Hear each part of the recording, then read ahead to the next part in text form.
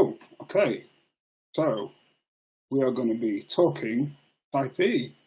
Hello, everyone. My name is Paul Airy, and I'm an email designer and developer, but also a lot of other things. You probably know that I've been into accessibility for quite some time, and quite recently behavioural science as well.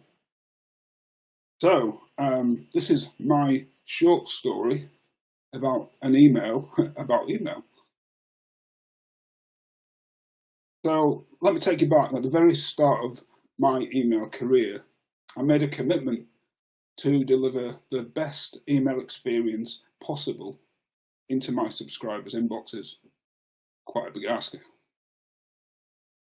And I had a background as a self-taught website designer and developer.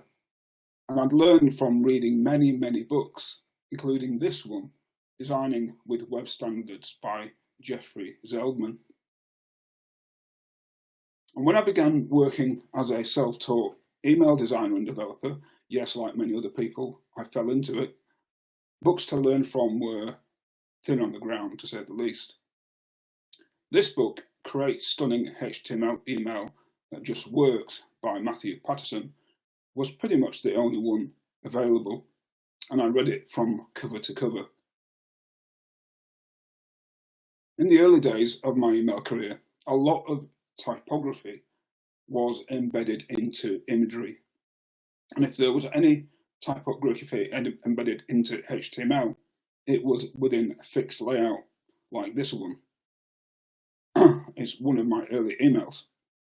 As a result, they were very static and couldn't respond to the range of mobile and tablet devices that were coming on the market at the time. Consequently, the subscriber experience was very poor. And I said to myself, surely we can do better than this. So I began to explore the art of the possible when it came to putting HTML type into email, and decided to create a tutorial to help others learn what I'd learned, such as using semantic elements instead of having text floating freely inside table cells, and applying the magic margin, as I called it, to reset the spacing. Just one example of the things I looked at. So the tutorial, well, Type E, of course. From the very start, I had 3 clear objectives for Type E. 1, to inspire email designers and developers to embed typography into email within their email, into HTML within their emails. And 2, to do so in a way that would be easy for them to understand and easy for them to implement. And 3, to demonstrate it visually and programmatically. This was really important. And as far as I could see, there were 3 channels that I could use to achieve this. I could use a website, or on a smaller scale, I could create a blog post, or turn to an email. And it seemed that email really was the only channel that could truly deliver on all 3 objectives, through its content and through its code. And this was really important for me to be able to demonstrate within the email what I talked about in the email. I wanted to walk the talk. So in December 2014, with only 25 subscribers, I launched Type E with the column issue, exploring the use of column count. And column count still has fairly good support. In March 2015, I introduced the idea of using the M unit in email, and the M is being used widely today. 2015 was also the year I began to explore accessibility, with my accessibility switcher making its first appearance in the accessibility issue. This meant switching ASPs at the time in order to implement that in interactivity. But it also allowed me to offer my subscribers the choice of having their email activity being tracked long before Apple introduced privacy protection.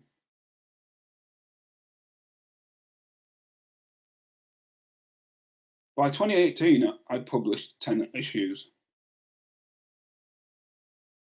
However, a pause was put on my Typee activities when, on the 25th of May 2018, GDPR came into force. And in spite of this, more and more people were still subscribing to it.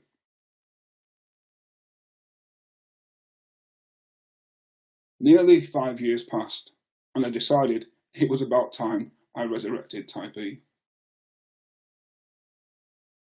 So in 2023, last year, I did. But with 3 more objectives. 1, to stay faithful to its typographic origins and actually enhance its influence in issues. 2, to overtly integrate accessibility into the issues. And 3, to publish it more frequently. I also wanted to address the challenges I'd faced when creating Typee previously. Writing about complex concepts in an easy to understand way was time consuming, and the way I'd been designing the issues was time consuming, and the way I'd been developing the issues was also time consuming. So to help me overcome these challenges, I decided to question the approach I'd taken and the tools I'd used to create it, which had been a pretty simple one. I've been using Adobe Dreamweaver and utilising a bit of PHP to create a basic component library. But writing, designing and developing each issue all at once in the code. And while it had been a simple way of doing it, it wasn't allowing me to create the best copy or the best creative or the best code.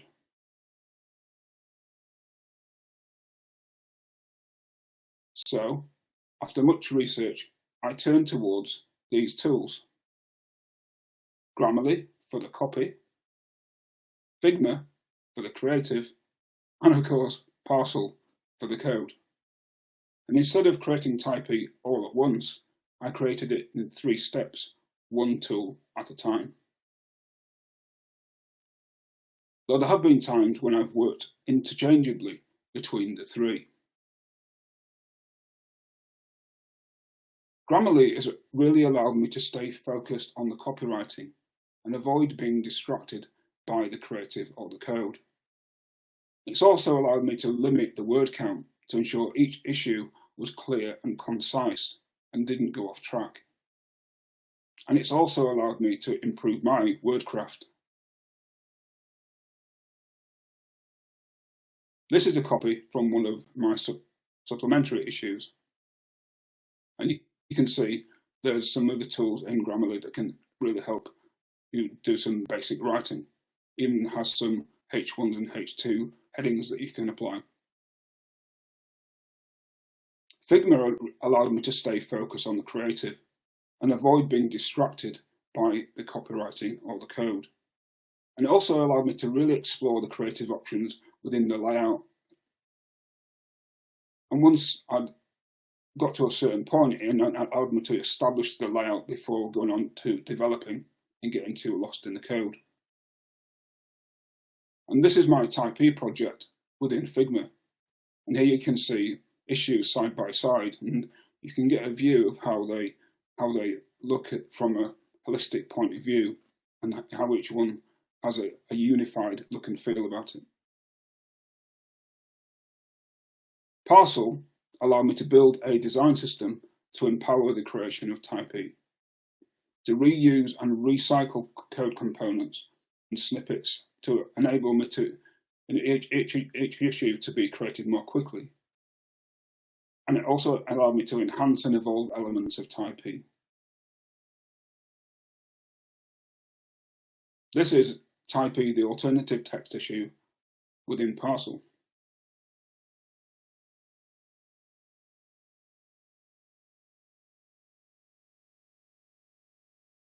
I also wanted to question my approach to imagery, as up until that point, I'd been using photography. And it was quite difficult to establish a consistent style with photography, and it could be time-consuming to create. I wanted something that was reasonably easy to execute, was versatile yet recognizable in style, and had a certain energy about it. I was drawn to the illustration style of Roy Lichtenstein and his energetic use of line work. And I created my own style, influenced by it, which I drew in Affinity Designer. This has proved as versatile and recognizable as I'd hoped. I also redefined the color palette to be more accessible and accommodate dark mode.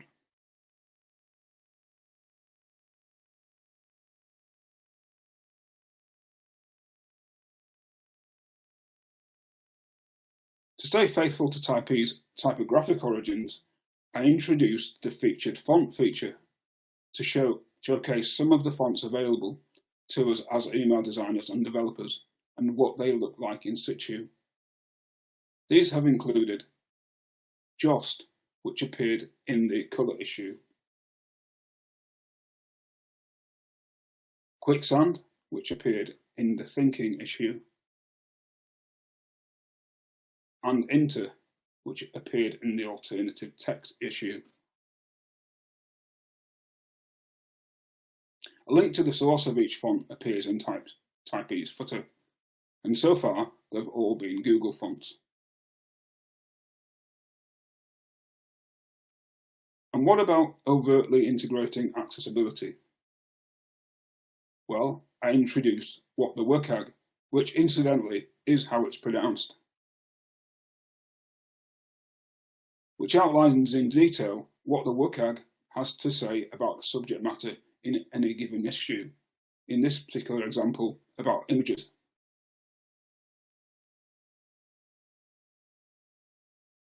So, 10 months in, has it worked? Have I met my additional objectives? Have I stayed faithful to its typographic origins and enhanced its influence? Well, yes, with the font feature, I would say so. Have I overtly integrated accessibility into the issues? Well, with What the WCAG, yes, I would say so too, but it's also embedded into the issue's code as well.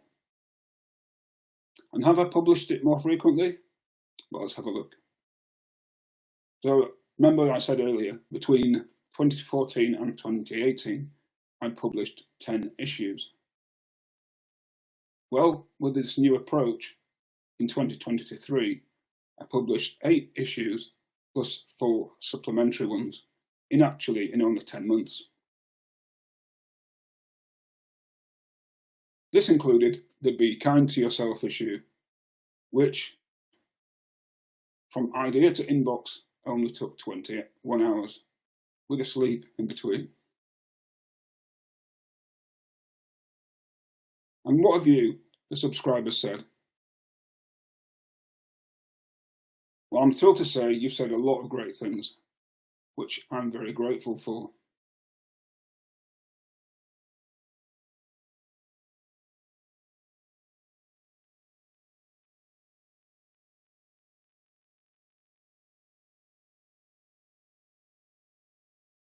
Even Jeffrey Zellman tweeted an image of my email that appeared in a Litmus blog post about web fonts.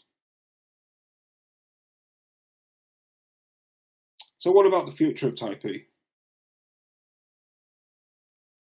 Well, there's a number of things I'd like to do. To feature a wider range of font foundries, this will require sponsorship. I'd like to introduce Your Typee, a supplement of personalized content from what people have subscribed to what people have opted into, and to launch Envelope Developer, which some of you have expressed an interest in. That's coming this year. And the question out to you, what would you like to see in Type E? Please let me know. I'd be interested to know what topics you would like to see covered in the future. So what can you learn from my experiences creating Type E?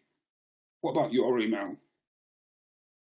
Well, be clear on what you want to achieve with your email and remain true to it. Establish processes and choose tools that enable you to deliver an email worth reading, and building flexibility for longevity with both typography and imagery.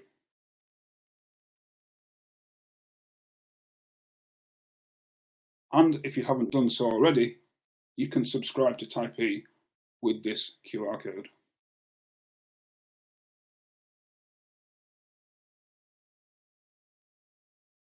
So I'd finally like to say some thank yous to Avi and the team at Parcel for inviting me along today, and also for sponsoring Type E by giving me access to Parcel itself.